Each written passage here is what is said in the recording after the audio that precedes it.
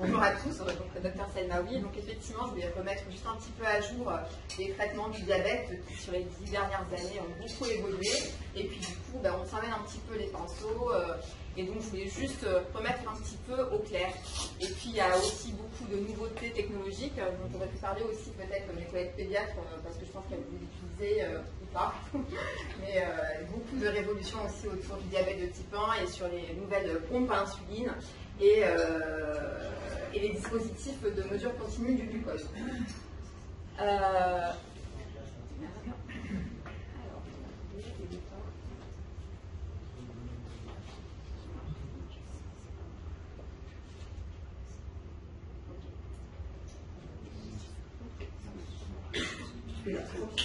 Ok, parfait.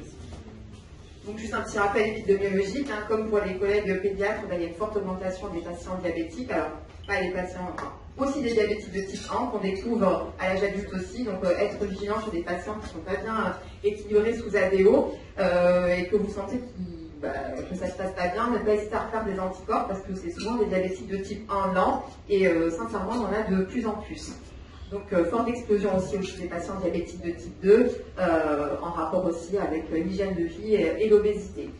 Tout ça, ça coûte très cher à la sécurité sociale, et en gros, il y a plus de 19 milliards qui sont dédiés au diabète. Bon, là, je vais rentrer directement dans le vif du sujet, sur les différents traitements du diabète que vous connaissez tous, je pense. Des biguanides, des glitazone qui sont plus sur le marché, mais pour les plus anciens d'entre vous, tout ce qui est Actos, Avandia, etc., je pense que ça vous parle. Retiré du marché parce que cancer de vessie et des effets cardiaques graves. Pardon.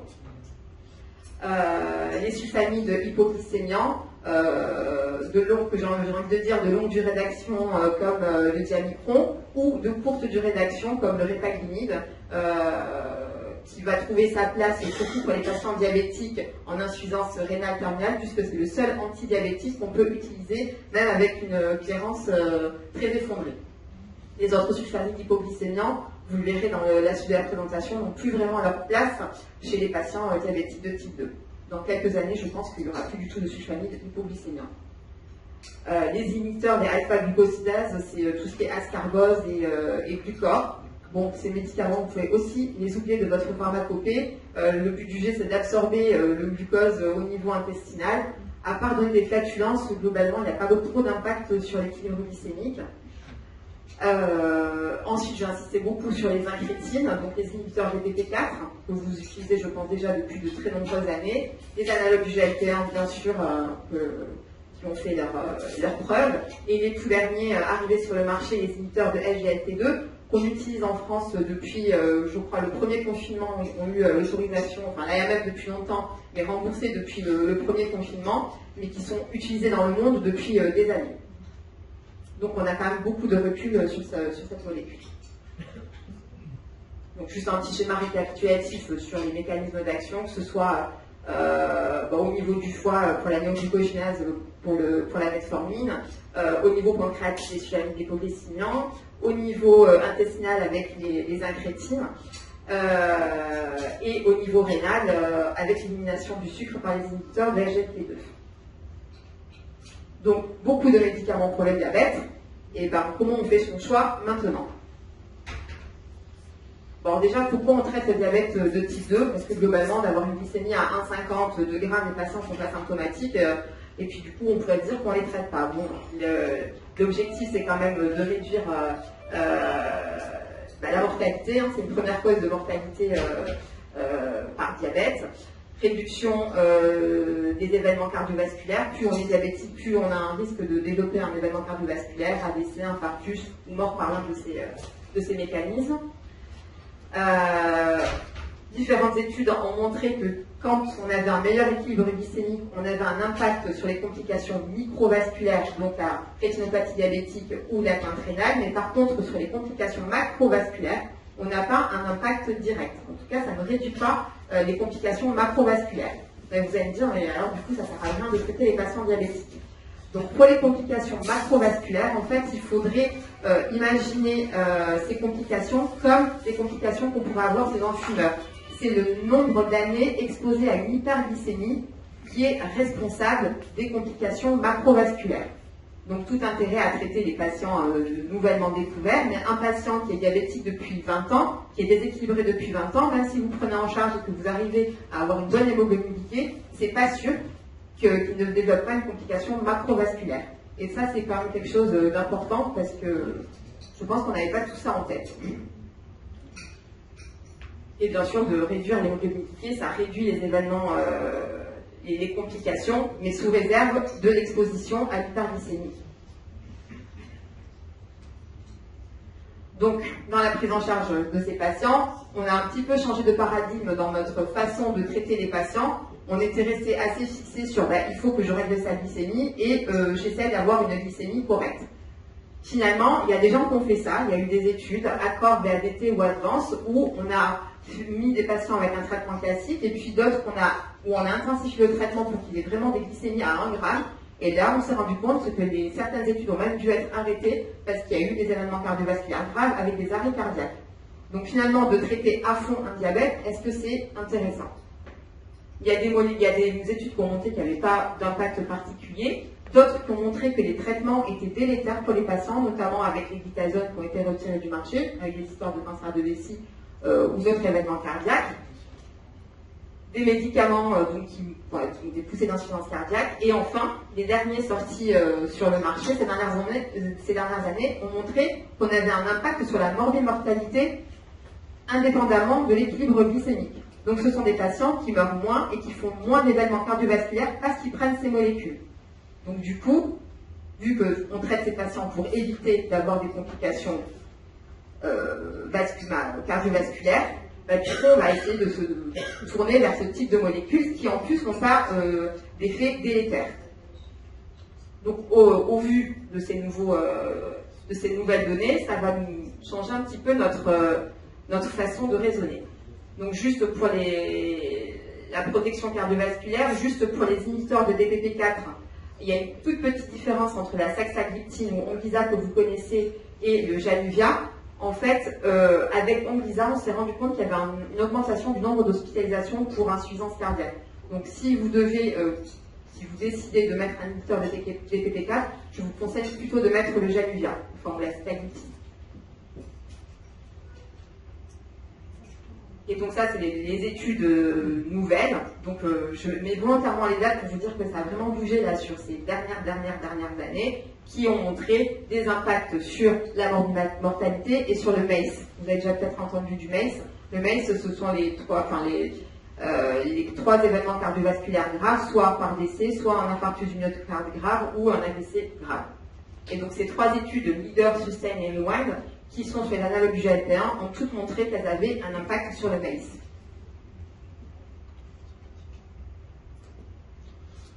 Là, on passe aux études en rapport avec les inhibiteurs de la SGLT2. Il y a eu EMPAREL en 2015, et puis ensuite, il y a eu pour la dapagliflozine, DAPA-HF et DAPA-CKD. DAPA-HF, du coup, est pour fêlure pour l'insuffisance cardiaque, et DAPA-CKD pour l'insuffisance rénale. Ces molécules sont tellement puissantes par leur mécanisme d'action, je vais vous expliquer ensuite, que par DAPA-HF et DAPA-CKD, on a trouvé même des indications dans l'insuffisance cardiaque et la maladie rénale chronique au-delà de l'équilibre glycémique. Donc les premières recommandations pour l'inhibiteur de la SGLT2 étaient pour les patients diabétiques de type 2. Au fur et à mesure de leur utilisation, on s'est rendu compte qu'il y avait un impact au niveau de l'insuffisance cardiaque et de la maladie rénale chronique, ce qui a poussé à faire de nouvelles études spécifiques sur l'insuffisance cardiaque et sur la maladie rénale chronique, et pour avoir des résultats très positifs pour ces deux pathologies. Du coup, les cardiologues et les néphrologues l'utilisent à leur propre compte, sans que les patients soient diabétiques.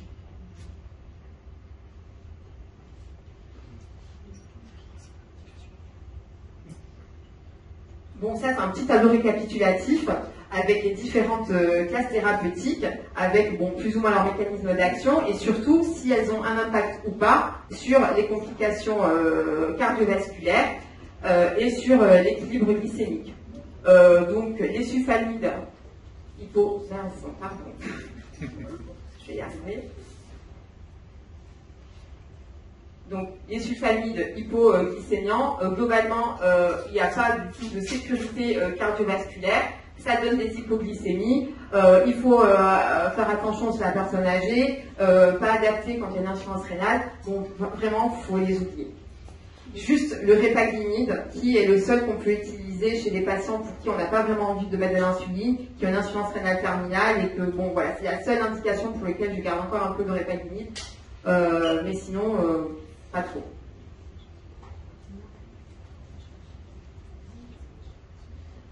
Alors, les analogues du GLP-1, je pense que vous les avez tous plus ou moins utilisés. Ces traitements, ils existent depuis plus d'une dizaine d'années sur le marché, facilement. Il y a leur mécanisme d'action, c'est qu'en fait, ils augmentent l'action du GLP-1 natif que nous produisons déjà naturellement lorsque l'on mange. Lorsque le bol alimentaire arrive au niveau intestinal, on déclenche une hormone de GLP-1. Ce GLP-1 va dire au pancréas de sécréter de l'insuline, va dire au foie de sécréter du glucagon et va dire au cerveau, il y a à manger, donc il faut arrêter d'avoir faim. Et on s'est rendu compte chez les patients diabétiques qu'ils pouvaient avoir une carence en GLP-1. D'où les études qu'il y a eu et les analogues du GLP-1 qui sont arrivés sur le marché. Et d'ailleurs, les inhibiteurs de DPP4 bloquent une enzyme qui augmente le GLP-1 natif, le DPP4. Donc, beaucoup de bénéfices donc sur l'équilibre glycémique, sur la perte de poids, ce qui fait que c'est une molécule qui est un petit peu à la mode en ce moment, qui fait qu'elle est en rupture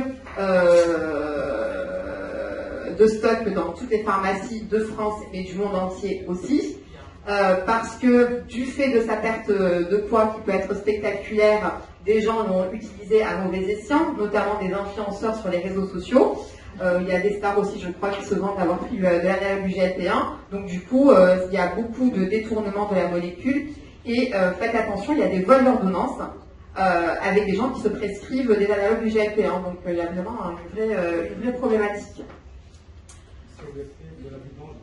Oui, oui, c'est un accélérateur de vidange gastrique. Ah non, non, il augmente la vidange gastrique. Et donc du coup, voilà. Le problème, c'est que ces analogues GLP-1, alors quand ça marche, on est très content, mais quand ça marche pas du tout. Donc c'est-à-dire qu'il n'y a pas vraiment d'impact sur la glycémie et il n'y a pas vraiment d'impact sur le poids. Donc c'est comme ça, on sait qu'il y a des bons répondeurs et des mauvais répondeurs. Il n'y a pas de situation prédictive qui va dire que ce patient va être répondeur ou pas, mais du coup, il faut essayer. L'effet indésirable principal, ce sont les nausées et vomissements, et les patients d'ailleurs vous le disent dès la première injection, c'est pas possible, votre médicament, ça me fait trop vomir, et cela, il ne faut pas insister, il faut arrêter, et puis il faut passer à autre chose. Juste un petit mot sur le basilic. Alors basilic, c'est pour faire un petit clin d'œil au basique que les cardiologues utilisaient en sortie d'hospitalisation après une cardiopathie ischémique stentée, où les patients sortaient avec leurs IEC, leurs bêta-bloquants, etc. Et ils rajoutaient pour les patients diabétiques le liraglutide qui est un des analogues du GLP-1, et donc souvent l'ordonnance c'est pas basique mais basilic. Donc les analogues du GLP-1, il y a eu une grande évolution sur les dernières années. On est passé des formes biquotidiennes aux formes quotidiennes, aux formes hebdomadaires et bientôt aux formes mensuelles. Vous connaissez, bon, peut-être à l'époque pour les plus anciens, le Beta, qui était lui en 2 injections. Puis il y a eu le Victoza, qui se faisait en 1 injection par jour. Puis en même temps, Novo et Lilly ont sorti Ozempic et Trulicity, qui sont les formes hebdomadaires. Alors la petite différence entre Ozempic et Trulicity ou semaglutide du liraglutide, Ozempic, pour une raison que je ne sais pas, n'a pas d'AMM lorsqu'il y a déjà de l'insuline associée. Alors que le liraglutide est la molécule associée dans le Gsultofit, qui est une association avec de l'insuline. Bon, c'est un mystère, je ne sais pas. Alors que Trulicity a l'AMM quand il y a déjà de l'insuline. Donc chez les patients sous insuline, on aurait envie de mettre le Trulicity, ceux qui ne sont pas insulinés de mettre de l'Ozempic, mais sauf que dans les faits, Ozempic marche mieux que Trulicity. C'est pour ça qu'au départ, il n'y avait qu'une posologie pour Trulicity, ou 2, il y avait 0,75 et 1,5, et puis ils se sont bien rendus compte qu'Ozempic ça marchait mieux, donc récemment ils ont sorti 2 nouvelles posologies à 3 mg et 4 mg. Bon, je ne sais pas quand même si ça fait mieux, mais voilà.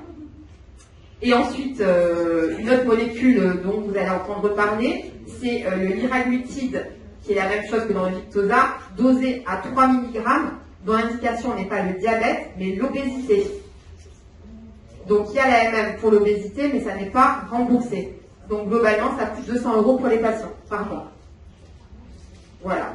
Et donc je pense que c'est depuis qu'il y a le Saxenda qu'il y a eu un petit peu le déferlement mondial pour la perte de poids. Et je crois que même dans l'AMM, le le Saxenda, c'est même des ILC supérieurs à 27, hein, donc c'est pas des grosses... c'est du surpoids qu'on n'est même pas dans l'obésité. Il faut revoir après, mais voilà. Et par contre, si vous avez un patient diabétique qui est déjà sous analogue du GLP-1 et qui n'aurait pas perdu suffisamment de poids et que vous vous dites je vais le passer sous Saxenda, comme ça il perdra plus de poids, a priori ça ne marche pas. Enfin, il n'y a pas d'indication. S'il n'a pas perdu le poids nécessaire avec la posologie classique, c'est pas la peine de le passer à 3 mg. Donc les inhibiteurs de SGLT2, les derniers arrivés sur le marché en France. Donc le mécanisme d'action est de diminuer la réabsorption rénale du glucose et du sodium par l'inhibition du SGLT2. Bon, du coup, il y a un petit impact sur l'homéostasie rénale. Donc il y a une diminution de la pression intraglomérulaire, une diminution de la pression artérielle, une diminution de la réabsorption rénale du sodium et du glucose, une réduction de la charge volémique et une diminution de la précharge et post-charge cardiaque. Et avec ça, on comprend les bénéfices qu'il y a pu avoir au niveau cardiaque et rénal. Donc un impact en réduisant un petit peu la volémie, donc sur l'insuffisance cardiaque, on comprend, un petit impact sur l'hypertension artérielle et aussi une grande valeur sur la protéinurie. Donc du coup, c'est pour la maladie rénale chronique, les cardiologues vont l'utiliser, ou même nous, vous l'utilisez un peu en deuxième intention, après les IEC ou les ARA2. Si la protéinurie n'est pas bien contrôlée, on peut proposer de mettre un inhibiteur de la SGLT2. Donc ce qu'il faut savoir avec ces traitements, dont le nom finit par osine, lorsque vous l'initiez, il faut penser à diminuer les autres diurétiques, contrôler la fonction rénale dans les 15 jours. À l'initiation du traitement, on peut avoir une petite baisse du DLG initial et puis ensuite ça va remonter. Donc bien le recontrôler. Et la petite subtilité, c'est que si vous avez une fonction rénale inférieure à 45 litres minute, il n'y a pas d'impact sur la glycémie. Donc c'est pas un super anti-diabétique finalement. Donc nous, on l'utilise pas de façon détournée. Si j'ai un patient sous par exemple l'analogue du GLP-1, j'utiliserai le Forxiga du coup pour le côté protéinurie ou pour l'insuffisance cardiaque, mais pas pour le diabète. Par des cardiologues. Oui, c'est sûr. Là, les cardiologues faisaient partie aussi de leur ordonnance de sortie. Pour la cardiopathie ischémique, ils ont leur analogue GLP-1, et pour l'insuffisance cardiaque, ils sortent tous sous. C'est pas un bon antidiabétique oral. Il n'y a pas un impact sur la glycémie majeur. Et en plus, on est limité par la fonction rénale, donc finalement, voilà. La microalbuminurie qui apparaît. Du coup, je le mettrai pour la protéinurie et pas pour le diabète. Oui, c'est ça. Du coup, ça m'oblige à recontrôler les microalbuminuries parce que du coup, avant la microalbuminurie, on la faisait, on disait bon, ok, ça monte, je fais quoi, j'envoie c'est le néphro il dit il fait rien et puis on attend, mais finalement, il y a une indication thérapeutique. Donc, je pense que dans notre surveillance des patients diabétiques de type 2, on est un peu plus vigilant sur la surveillance de la microalbuminurie parce que derrière, il va y avoir une sanction thérapeutique. Le petit effet indésirable, c'est que ça peut faire des vraies acidocétoses diabétiques. Donc être vigilant chez vos patients qui ont plutôt une tendance à l'insulinopénie, ceux-là ils peuvent faire ce type de complications. C'est rare, mais bon, il faut leur dire quand même. Et donc dès qu'ils ont un tableau digestif, douleur abdominale, nausées, vomissements, d'arrêter le traitement et de venir aux urgences. Et s'ils peuvent se faire une glycémie, mais parfois ils sont euglycémiques dans ces cas-là. Donc c'est un petit peu une acidocétose un petit peu atypique. Et ça s'arrête aussi avant toute chirurgie aussi. Et attention aussi aux infections urogénitales. Si vous avez un patient qui a tendance à faire souvent des infections urinaires, peut-être pas le mettre. Chez la femme, ça fait quelques mycoses. Bon, pas hésiter à traiter la mycose. Si c'est trop régulier, qu'il y a trop une gêne pour les patients, on va l'arrêter. Mais en tous les cas, c'est vraiment avéré cet impact sur ces infections-là. Donc du coup, maintenant qu'on sait tout ça, c'est quoi la stratégie thérapeutique? Ce qu'il faut prendre en compte, bien sûr, classiquement, l'âge du patient, la durée d'évolution du diabète et l'espérance de vie. Bien sûr, on ne va pas traiter de la même façon quelqu'un qui va mourir dans les 2 ans que quelqu'un qui a une espérance de vie de 20 ans. Si on va avoir un impact sur le microvasculaire ou les complications macrovasculaires, si on va avoir un impact sur le poids, la prévention des hypoglycémies, sachant qu'avec les analogues du GLP-1, il est impossible de faire des hypoglycémies. Ça se déclenche seulement s'il y a un passage alimentaire, donc il n'y a jamais d'hypoglycémie avec les analogues du GLP-1. C'est un peu la crainte des patients souvent, comme c'est une injectable, ils pensent que c'est de l'insuline, il n'y a pas d'hypoglycémie. Il faut voir le type d'administration, la présence ou pas d'une protéinurie, la présence ou pas d'une insuffisance cardiaque, la présence ou pas d'une cardiopathie ischémique. Et donc du coup, tout ça, ça se discute avec le patient et on partage avec le patient et puis souvent, on choisit ensemble, puisqu'une fois qu'il aura choisi, on espère qu'il sera plus adhérent et plus observant sur son traitement. Donc ça, c'est la position de la SFD. Je ne vous ai pas mis la position de l'HAS qui n'a pas beaucoup évolué. Hein. C'est encore, l'HAS, je crois, c'est encore 2013, donc il n'y a pas toutes les nouvelles avancées des dernières études. Donc l'HAS, globalement, elle dit, mettez la metformine. Donc ça, la metformine, on la gardera toujours en première intention puisque c'est le seul traitement à fonctionner sur l'insulino-résistance. Et puis après, l'HAS disait, faites ce que vous voulez. Vous pouvez tout mettre en deuxième intention. C'était pas très clair. La SFD, elle s'est un petit peu positionnée. Donc soit on a un patient diabétique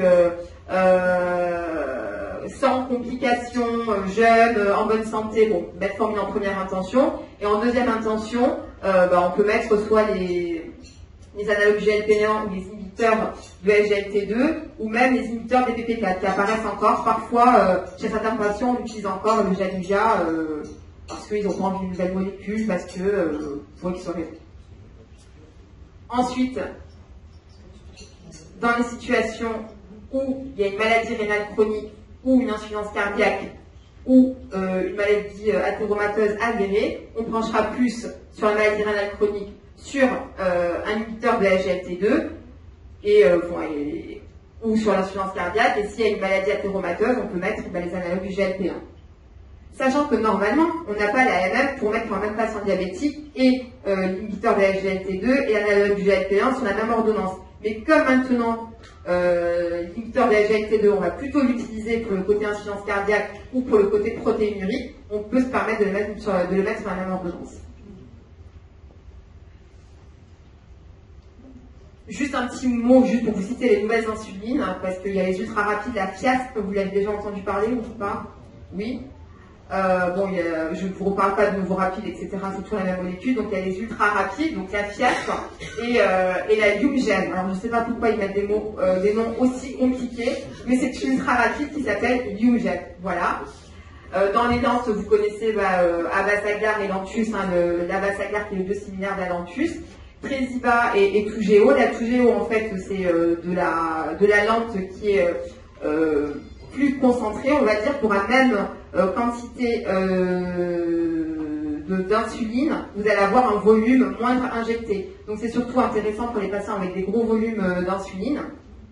Et ça donne du coup une meilleure biodisponibilité. Et le Tresiba, qui est une insuline super longue, qui a plus de 25 heures de durée de vie, et qui peut être actif pendant 72 heures, ce qui fait que chez des patients qui n'ont pas une très bonne observance et qui ne font pas bien leur insuline à heure fixe, celle-ci, elle a un petit battement. Donc on peut se permettre d'avoir un petit raté ou de décaler son injection d'insulinante avec la Tresiba.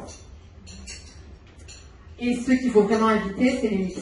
Ça, les mix aussi, c'est comme les sulfamides hypoglycémiants, c'est au placard, on ne les utilise plus. Trop compliqué à gérer, trop de risques d'hypoglycémie. Et parfois, on a juste envie de changer la rapide et pas la lente. Donc les mix, globalement, ne peuvent plus trop les utiliser.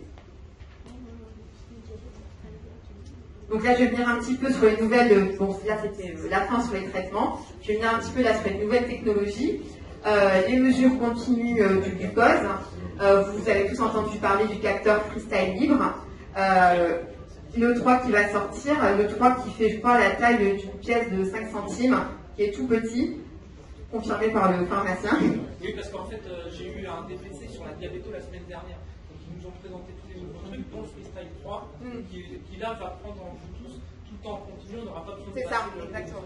Tout à fait. Donc là, pour l'instant, le Freestyle, il y a eu le Freestyle 1, puis il y a eu le Freestyle 2, sur lequel on peut mettre des alarmes hyper-hypo. Du coup, même sans se scanner, le capteur se met à sonner, le patient se scanne et voit s'il est en hypo et en hyper, et donc du coup, bah, ajuste ce qu'il faut. Donc pour l'instant, ça fait cette taille-là, donc ça fait globalement, on va dire 3 cm de diamètre, et là, le Freestyle 3 qui fait, voilà, même moins d'1 centimètre, je pense, de diamètre. L'avantage, du coup, les patients se scannent. L'indication, pour l'instant, c'est les patients avec 4 injections d'insuline, donc des basales et 3 bolus. Mais bientôt, là, il vient d'avoir l'AMM pour les patients qui ont juste la basale. C'est pas encore remboursé. Donc, pour les patients diabétiques de type 2, pas très observants sur leur surveillance glycémique, on pourra leur mettre un capteur Freestyle libre. Et je pense qu'on va dans ce sens parce qu'on s'est rendu compte que plus un patient se surveillait, plus le temps passé dans la cible était important et plus il améliorait son équilibre glycémique. Donc c'est pour ça, je pense que ça va être remboursé très très très prochainement. Et donc une fois que nous on les voit en consultation, ils viennent avec leur lecteur. Ceux qui n'ont pas de lecteur téléchargent sur leur téléphone ou scannent avec leur téléphone. On a une application LibreLink où les informations nous arrivent directement. Et ensuite, on édite des courbes glycémiques et puis on a vraiment le profil heure par heure, minute par minute de ce qui s'est passé et puis on adapte avec ces profils. Il y a un autre dispositif de mesure continue du glucose qui est le Dexcom. Là, c'est plus pour les patients diabétiques de type 1 qui demande, je crois qu'il y a une entente préalable pour le fixer. Donc, dans votre pratique, je pense que vous n'utiliserez pas trop. C'est plus peut-être en pédiatrie ou les patients suivis en hospitalier pour les types 1. Et donc ça, c'est pour la mesure continue du glucose. Ensuite, il y a le stylo connecté avec les Novopen 6 et Novopen Eco Plus. Donc ces stylos qui sont un petit peu à l'ancienne parce que ce ne sont pas des stylos jetables, ce sont des recharges. Donc en plus, on est écologique. Donc on met la recharge d'insuline. On s'injecte et puis du coup, il y a un petit mémo là qui dit quand est-ce qu'on a fait l'injection et la quantité d'insuline qui a été injectée. Pour certains patients qui ne savent pas trop s'ils ont fait leur injection ou pas, ben là, du coup, ils ne peuvent pas mentir. Et donc, la dernière évolution par rapport à ces stylos connectés et au capteur Freestyle libre, c'est que Freestyle Abbott a discuté avec Novo, donc Novo Nordisk, et maintenant, il y a une interopérabilité entre le stylo connecté et le capteur Freestyle. Ce qui fait qu'une fois par semaine ou tous les jours, le patient connecte son stylo avec son capteur et toutes les données du stylo vont sur la courbe du capteur. Ce qui fait qu'après, on a des courbes comme ça, où on a exactement à quel moment l'injection a été faite et la quantité qui a été faite sur la courbe du Freestyle libre. Voilà, donc là, plus personne ne peut gruger. On sait tout.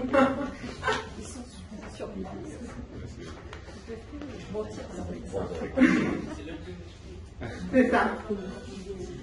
Donc la dernière évolution, et puis le Graal de tous les diabétologues, c'est la boucle fermée qui est fonctionnelle, avec une mesure continue du glucose qui communique directement en Bluetooth avec la pompe à insuline, et la boucle est bouclée. Voilà. Bon, la conclusion globalement, c'est qu'il faut changer sa stratégie thérapeutique avec un objectif pas d'améliorer l'équilibre glycémique, mais l'objectif c'est de réduire la morbimortalité et les événements cardiovasculaires graves. Que maintenant on est en coordination avec les cardiologues et les néphrologues et que la nouvelle technologie va réduire la charge mentale des patients et améliorer leur équilibre glycémique.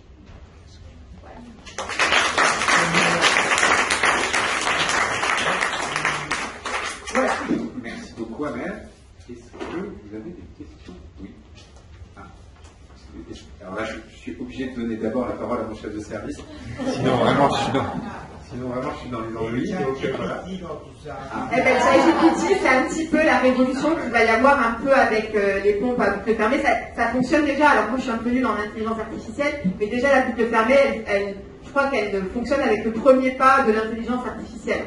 Donc après, ça va aller crescendo. Tu as sorti le mot-clé interopérabilité, Abel. Je sais, c'est déjà beaucoup.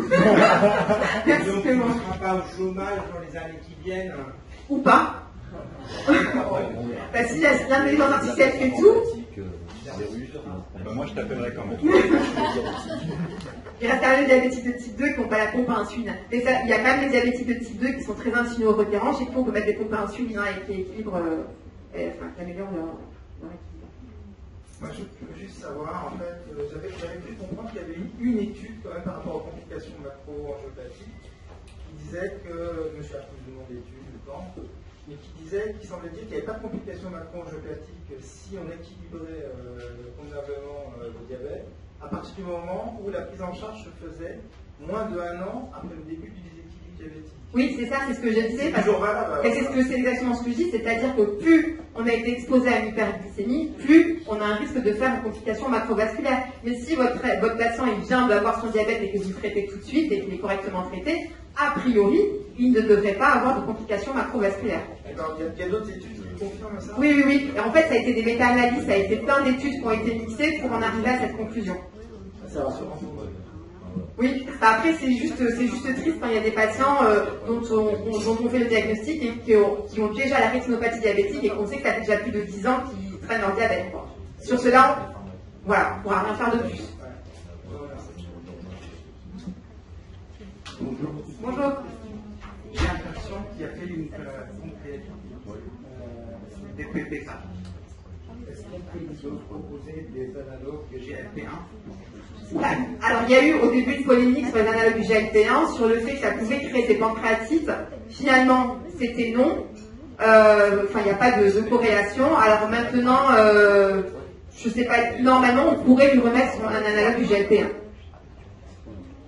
Si sa pancréatite n'était pas iatrogénique. Hein.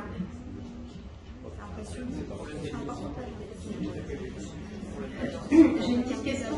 Qu'est-ce qu'on répond à notre cardiologue qui nous demande de mettre des patients sous Orsia, par exemple?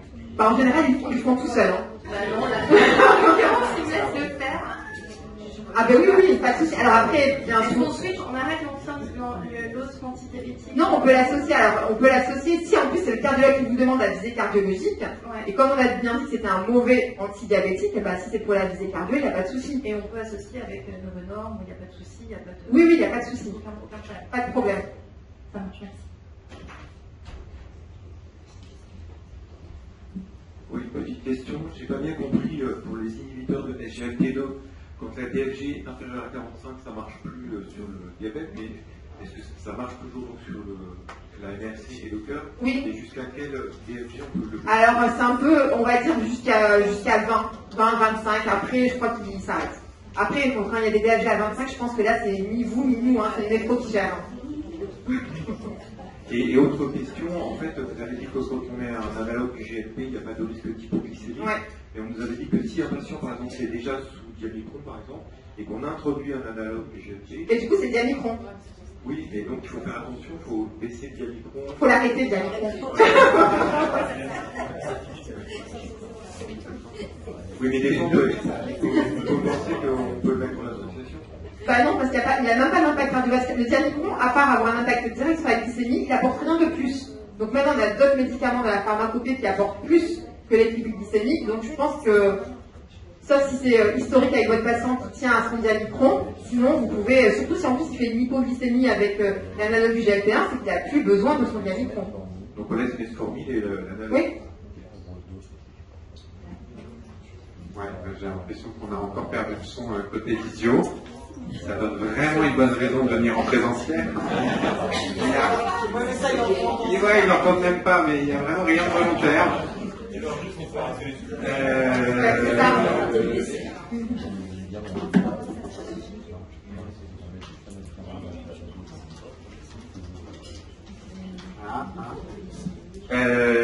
Est-ce qu'il reste des questions, pardon? Si, une dernière question. Je voulais savoir pour l'indication chez diabétiques de type 2, on en a beaucoup qui sont supérieurs à un 26, qui sont à un 30 par exemple, avec une hémoglobine glyquée qui reste inférieure à 6,8, à 6,5, etc. On traite pas. Moi, j'aime bien mettre la metformine quand même pour l'insulino-résistance, parce qu'après, on va discuter, après, il y a la NASH quand même derrière. Donc, d'abord règle d'hygiène diététique, et si malgré tout ça passe pas, j'hésite pas. Je mets quand même. Tu n'as pas fini de nous parler de changement de paradigme. Bah ouais. C'est devenu son mot préféré à chaque fois. Tous les 6 mois, il nous dit qu'il y a une révolution, il y a un nouveau changement de paradigme, donc il y en aura d'autres, j'imagine, ces prochaines années. Juste pour rebondir sur ce que vient de dire. Quelqu'un qui a justement une glycémie, on va dire 1,26 g, 1,27 g, qui a une hémoglobine glyquée normale, donc si on le traite comme après on ne surveille plus les glycémies finalement, en fait, on ne voit pas forcément de différence sur l'hémoglobine glyquée, en fait ça ne va pas forcément baisser énormément. Après c'est surtout sur... Non, après, encore une fois, il faut sortir de l'équilibre glycémique. Vraiment, c'est une vision un peu plus globale sur la protection cardiovasculaire, et la NASH est un facteur de risque cardiovasculaire. Donc sur cet impact-là, quand même, je pense qu'il faut le garder. Et à partir de quelle hémoglobine glyquée alors vous mettez je sais pas, ça se négocie avec le patient. Il y en a qui aiment bien prendre des traitements, d'autres qui n'aiment pas. Donc après, non, mais s'il est d'accord, vous proposez... Quand même au-dessus de 6,5. 6,5, je les laisse un peu tranquilles, mais dès qu'on passe de 6,5... D'accord, parce que ça, c'est 6,7, 6,6... C'est notre quotidien. Quoi. Ouais. C'est pour ça, quoi. Alors peut-être pas grand-chose, je suis mettre 1500 fois 1 fois 2, mais je laisse un petit peu en bruit de fond comme ça. D'accord. Justement, parce que suite à la remarque de mon cher chef de service sur la diarrhée qu'on peut avoir sous metformine, sachez que le Stagide donne moins de diarrhée que la metformine. Donc quand il y a de la diarrhée sur... Pas toujours, hein, mais parfois il y a quand même une vraie amélioration. Donc il faut quand même faire le test avant de dire qu'ils sont intolérants au biguanide. Pardon ? C'est pas la même posologie pour l'équilibre. C'est pas la même chose que la metformine. Oui, mais il y a quand même une meilleure tolérance, et donc du coup... L'adaptation n'est pas comme la metformine. Le dosage est différent et la tolérance est différente. Moi, je mets de la metformine. Merci beaucoup, Amel. Merci à tous.